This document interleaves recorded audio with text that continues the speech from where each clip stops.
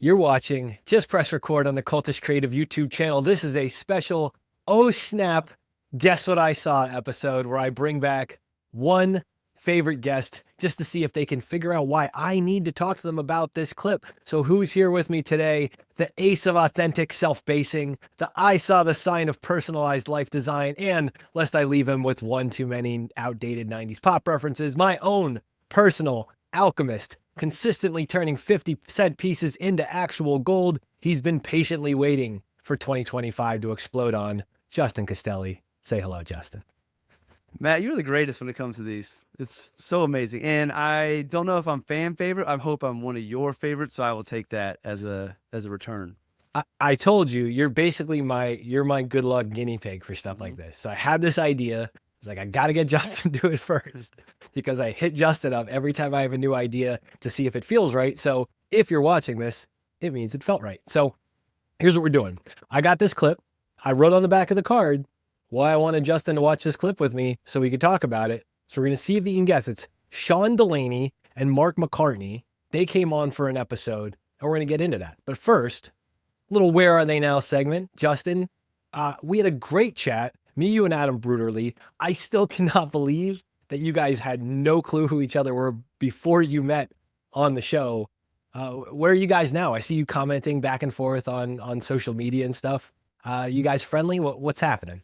Yeah, we've definitely become friendly. Text messages as well, sharing podcasts. And just to highlight your ability to connect people, if anybody reads my daily notes, this might connect some dots. There were some vague notes this year about, exploring opportunities in the future. And so long story short, the friendship that came from the podcast with you and Adam, there were conversations of me almost joining them up at Journey Wealth up in Cleveland. And what's really crazy is the fact that Adam and I didn't know each other beforehand and us having so many similarities and synchronicities between the two of us. But even their firm, like one of the things that when I first met him and looked at their firm, they have 4 pillars of wealth that they talk about, which is spiritual, mental, physical, and financial, which is my spirit, mind, body, and money. So like, not only was it how did I not know Adam, it was how did I not know Journey? And the short of the long story is that just the timing wasn't right. And actually thinking about it now, how I knew that is going to tie into this clip that we're going to look at today. So there'll be some commonalities between the clip we watch and kind of my journey. But Adam and I are still real good friends. We're kicking on the idea of trying to do a regular podcast together. Hopefully we'll be able to make that happen. If you're in the space of finance, think animal spirits, but nothing finance related. Us having a shared Google Doc where we're sharing podcasts and different things along the lines of spirit, mind, and body, and just riffing on it for an hour or so. So we'll see if we can make that work with our schedules and everything. If anything, maybe we do it a few times a year and not regular, but you'll see more from Adam and I as time goes on. So thank you for the introduction.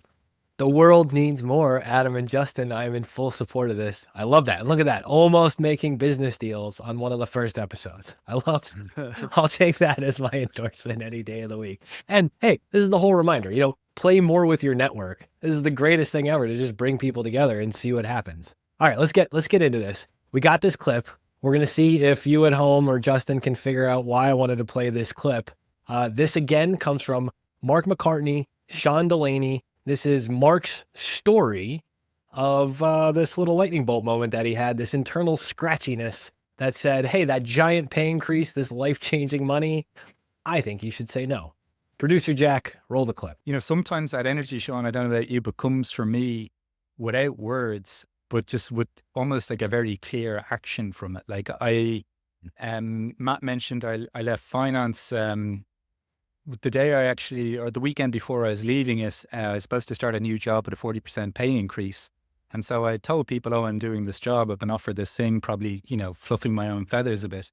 And then the weekend before I was supposed to start the role, I was laying on my bed doing a body scan, and I just had almost like a whiplash of like a lightning bolt through my body. And my missus is from Germany, hence I'm living in Berlin now. But at the time we were living in Vancouver, she was still back in Germany over Christmas.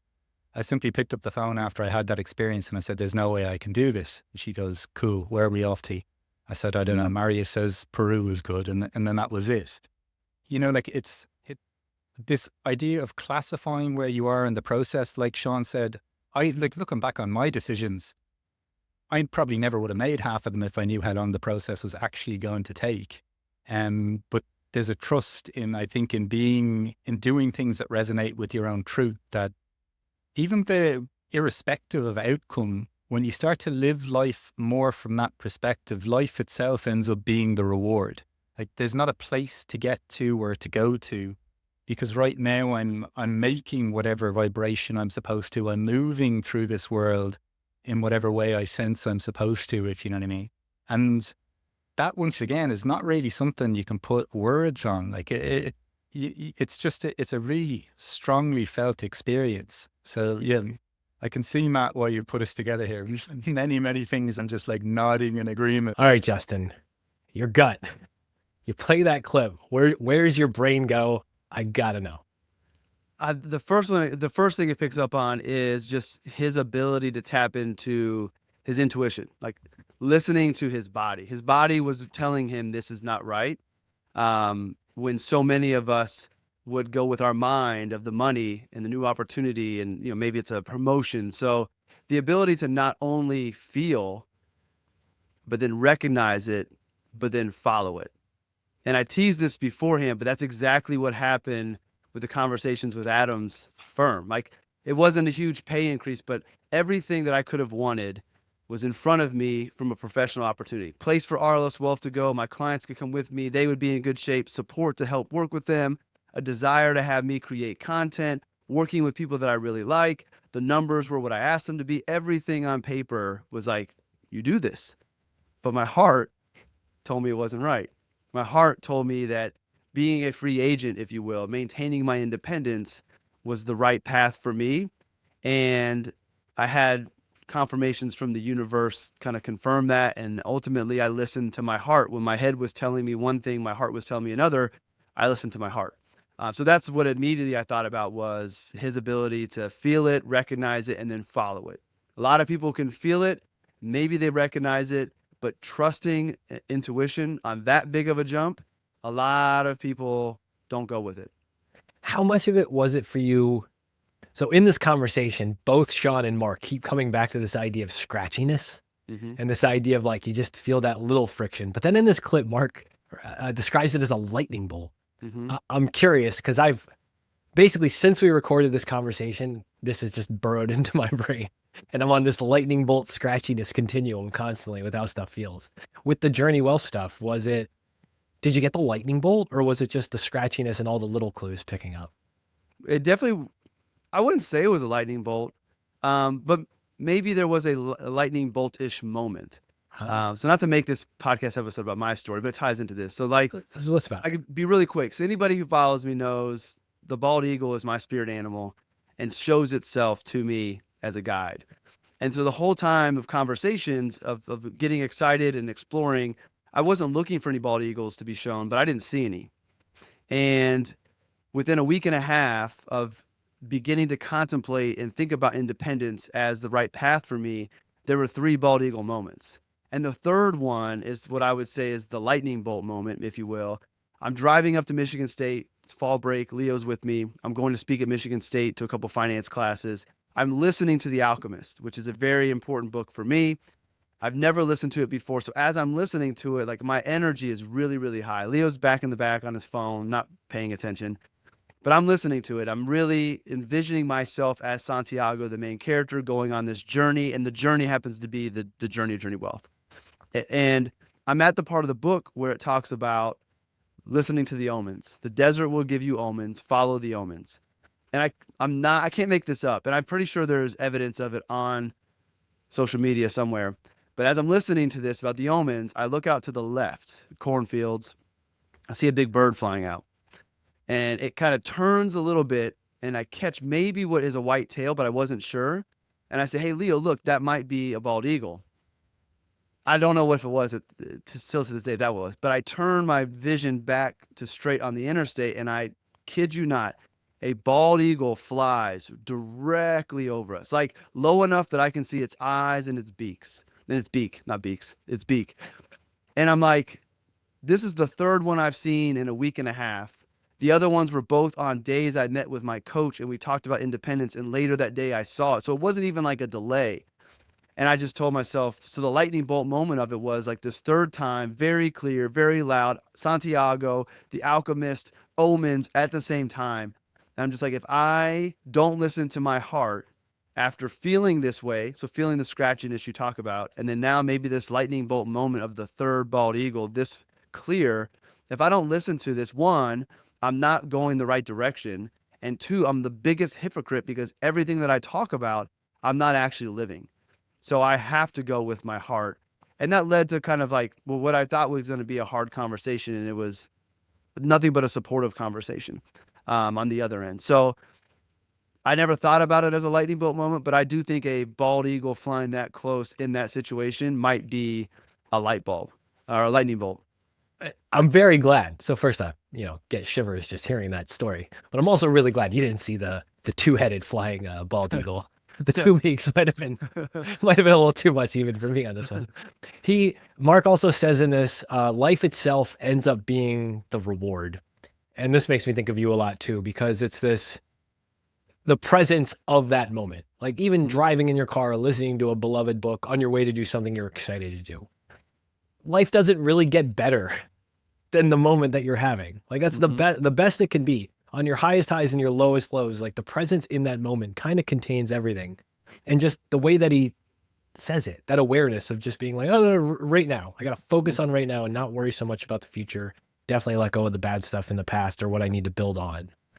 What do you think about that? Life itself ends up being the reward. It totally is. And in the moment, in the presence aspect of it, like I just think back over time, how many clues did I miss because I wasn't present? Like how many people driving on the same interstate as me did not see that big old bald eagle?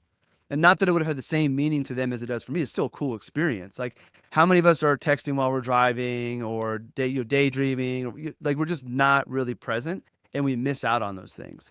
But like that to me, this idea of living your authentic life, if you can find that authentic life and live that, like that is it. That is what it's all about. What about Mark and Sean too? Because I think about this and there's definitely a similar spirit between you and the two of them. They're both professional coaches of various forms. And do you know Mark and or Sean? Do you know I haven't met them and I hadn't seen them before. They're on your episode, but I did watch it. It was awesome. And as I'm thinking it, like they were nodding with each other and like, oh, this is like, it's obvious why you connected us. Like I was nodding right along with them. Yeah, they're definitely your people. And I think it's both of their work. One of my favorite things is both of their work really centers around helping people get in that present moment. Mark does it with these fascinating, he does like silent retreats and just these silent exercises with executives and other powerful people who are like, no, we're just literally going to shut up for an hour together. And Sean takes all sorts of high performing people through this exercise of being, as a former almost professional athlete, or at least high level college athlete, like here's how we get back into the moment. Because if you're chasing in all these other directions, life can get pretty miserable pretty quickly. I feel like that's Life Design Plus, a lot of the things you're working on, that's really the core of them. Like, how do you get into that present moment? Am I hitting that right? Yeah. And I mean, I don't know if I think about present moment quite as much as the two of them. I mean, it is a theme in what I talk about, but I think for me, it's less about getting the present moment and more about getting alignment, the alignment of spirit, mind, and body. And what probably ends up happening without me really thinking about it is if you find that alignment of spirit, mind, and body, you probably live more in the present moment. I struggle with present moment from a standpoint of like, I know the present moment is the only moment that ever actually exists. And I think about that, like Eckhart Tolle talks about it a lot. And I think about that, but the conflict I have is I also want to think about the future some, so I know what this life is going to be that I'm manifesting. And I understand that the future is just a compounding of present moments to get you there. So I almost feel like I don't know if it's possible to live in the present moment always. Like every once in a while, you have to drift out to where it is you're going to make sure that these mini present moments are moving you in that right direction. I guess if you get fully enlightened, then you just live in the present moment and you just trust where those mini present moments are going to take you. But where I sit today, I do have a vision of where I want to go. So I have to go out to the future a little bit just to make sure the present moments get there. And I also think about presence in a couple of different ways. Like there's the presence of, thinking about the present moment and experiencing it, it's a lot easier for me to focus on being present when I'm with like people. So with, you and I having this conversation, although I have to lie, my phone vibrated as you were talking about being present, and I was no longer present with you because I had to make sure it wasn't like the family, but like being with my clients or being with my family, like I am much more aware of being present in that moment. But then when it's just me, I find it sometimes harder to stay present all the time. But I don't I don't live in the future too much. I'm not somebody who suffers living in the past very much. Like I think about the past, I have good memories, but I definitely don't live in the past. I find myself trending more towards the future and then having to pull myself back into the present moment. And the final thing I'll end this ramble with is I have found it easier to live in the present moment and enjoy the present moment and trust in the present moment, the more clarity I have about my future. So that alignment of spirit, mind, and body, and finding my authentic life and knowing that my authentic life is going to evolve and trusting that evolution and trusting my heart and then living and doing what I feel like I'm supposed to be doing now, it's a lot easier to do that and chase less. And really, it's been a process over the last couple of years of getting better at getting more and more present. And now I feel like, I'm sure things will evolve and change a little bit, but I feel like everything is in place now. Because you mentioned Life Design Plus. That was a thing when I was on with Adam, but it's evolved. There was a moment where I thought the financial advisor version of me was going to perish. Not anytime soon, because I love working with my clients and I don't want to change the current RLS Wealth. But the future of me being an advisor, like as my business dwindles down because life takes its course with clients, maybe I wouldn't be a financial advisor anymore and I just do this life planning work more along the lines of coaching. And so that's why Life Design Plus moved from RLS Wealth under my personal name. That's the relationship. That was going to be me doing life planning, but no financial planning. I'll introduce you to an advisor. And that was where I was going. But then through the last couple of weeks, I realized, me being an advisor, I enjoy being an advisor. I don't enjoy the thought of doing traditional financial planning for new clients going forward. But me being an advisor, knowing that money touches everything, differentiates me from all the other coaches out there. Because there's a lot of coaches out there that'll do the life planning, designing work that I want to do. But then when it comes to the obstacles, and the biggest obstacle now is money, they can't do anything to help you, where I can help. So what I have done is not written off me being an advisor in the future and said, all right, Life Design Plus stays without financial planning, but at RLS Wealth, let me bring back a relationship. Let me open the business back up to new clients, but in a very unique relationship that is basically Life Design Plus, but with financial planning. So I thought about moving Life Design Plus over and get all messy. So I created Aligned Life and Aligned Life Plus. And it speaks to the alignment of spirit, mind, body, and money. It's the same process of Life Design Plus. The only difference is now I will still be your financial advisor and implement the financial plan and design the financial plan for the life that we created. So I say all of that, like now that those pieces are in there, I feel like that understanding and the realization that I don't have to stop being an advisor to do the work that I want to do. I can bring woo to money. I can talk about manifestation. I can talk about intuition and have that be a part of someone's financial plan because they believe in it and they understand it. Like that to me was the final piece for me to get even closer to, all right, now I know where I'm going. Now it's just micro present moments of moving towards that. And how that manifests and how that transpires is out of my control, but I know I'm heading in the right direction now. All the pieces are where they need to be. I love that this acknowledges too, you're not obsessed with the past, but if you didn't move forward, if you totally cut ties with the past versions of yourself, the past career, all the things that go into this, it's not that it can't still be aligned with the future. Sometimes we do have to make that hard break and change, but you actually figured out a way to take all this past experience and kind of use it as a base or as a core pillar or whatever it's going to be to drive this future self forward. That's a really cool example of both alignment and realignment. As you try over here and you go, that's not quite right. I'm going to steer this back. That's really fascinating. And realignment, I think, is really important. I was thinking of something different as you were saying, but what I failed to see was how the advisor aspect of me would evolve with my authentic life.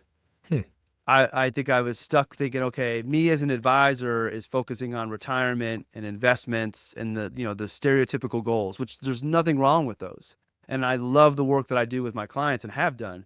But when I think about what excites me for the future, it's not retirement planning. But what I connected to is if there are individuals who want their advisor to do the work that I want to do and incorporate the things I believe in, then their financial planning will probably be a little different. It'll require creativity. It'll be thinking outside the box, and it'll probably be more collaborative and sounding boardish. Hey, this is what my authentic life is calling me to do. We figured that out. Here's what I want to do. I'm thinking about doing this way. I put my advisor hat on, crunch some numbers. Yeah, that makes sense. Here's things you aren't even aware of because you just don't know what you don't know. And oh no, that's totally stupid. Here's the reason why. This is the path you should go. And it's kind of more of a back and forth rather than I want to retire at a certain date because that's what society said I need to do, and how much do I need to save, how do I need to invest. Like that is needed and it's important, but that's just not for me in the future. Well, here's the present senses. What about this? You have a guess? Do you have, take a stab? I'm gonna almost ruin this on myself. You almost verbatim said whatever on the back of this card already. What do you think? Why did I want to talk to you, specifically you, Justin Castelli, about this clip? I think it had to do with the conversation about like trusting the intuition, listening to the body and following it. Maybe a little bit because he came from finance and I'm in finance as well. I do think it's funny. I'm sure there's attorneys and other, but it just seems like it's the world of finance where people have these realizations that the bump in pay is not what is going to make them happy. Maybe it's because they've realized that themselves just through their trajectory of their career, or they've seen that money doesn't make other people happy. Like more money, there's a threshold, like more money to a certain point, but then it becomes, it doesn't change your life as much. So if I had to guess, it had to be probably more about the listening to the body and intuition. I did think of one random thing that has nothing to do with your ask, but I did want to highlight this. Another thing that I thought was really cool and I picked up right away is how lucky and awesome it is for him to have a partner that was like, cool, where are we going to go? Yeah, let's go to Peru or whatever. Some people who, if they weren't aligned together as a couple, like most people would be like, are you crazy? Why? Like we could use that money. And like, I mean, we weren't a part of the conversation, but in the story, it didn't seem that she thought once about herself. The immediate response was, where are we going? What are we going to do? Peru sounds good. Let's go. Like, to me, that's really awesome to have a supportive partner that allows you to tap into these things that most of the world doesn't understand and can't do, and to support you in doing that. And my guess is they both share that ability to understand and do that. And he's probably supported on the other side as well that way. But I thought that was really cool to not have a partner that's like, no, what are you doing? You got to do it. What about X, Y, and Z? It was just like, let's go. Yeah, I think a lot about this. If you already know it's nonlinear, Mm-hmm. like if you already know it's nonlinear, shouldn't you just lean into the nonlinearity of it? Mm-hmm. Shouldn't you let those combinations happen? Shouldn't you just see where it can take you if you already have that sense? So spoiling it, you literally said, feel, recognize, and follow like 3 times. And then I wrote, feel your way, find your path, and follow it. That was what I wanted to talk to Justin about for this thing, which is not surprising. This is why you're my good luck guinea pig, like I said. Justin Castelli, tell the people if they want to follow you more, if they want to connect with you, where's the best places to find you these days? Best place is justincastelli.io. That links you out to everything. And from a social platform, I'm spending more time on LinkedIn than anywhere else. So that's just Justin Castelli. So those 2 places, you'll find me. Well, you definitely want to go find Justin there. Go back into the Just Press Record archive, see the conversation we've talked so much about with Adam Bruderly. Adam, now, I'm coming for you for one of these too. So remember, like, subscribe, comment, follow, all the things below. I'm Matt Ziegler, reminding you to play more with your networks of ideas, of people, and everywhere they combine, because you really just don't know what could happen. Thanks for joining us. Like, comment, and hey, subscribe below to Cultish Creative on YouTube if you haven't already. As the good compliance people want me to remind you, Matt Ziegler, that's me, is a managing director at SunPoint Investments. The opinions expressed in this podcast do not necessarily reflect the opinions of SunPoint Investments. No information on this podcast should be construed as investment advice. Securities discussed in the podcast may be holdings of clients of SunPoint Investments. I hope you've been entertained. I hope you found this useful. I hope you talk to a professional before you try any of this stuff at home. And most of all, I hope you've subscribed. Be nice to each other out there. And don't forget, head over to cultiscreative.com and let's make curiosity a habit together. And I'm out.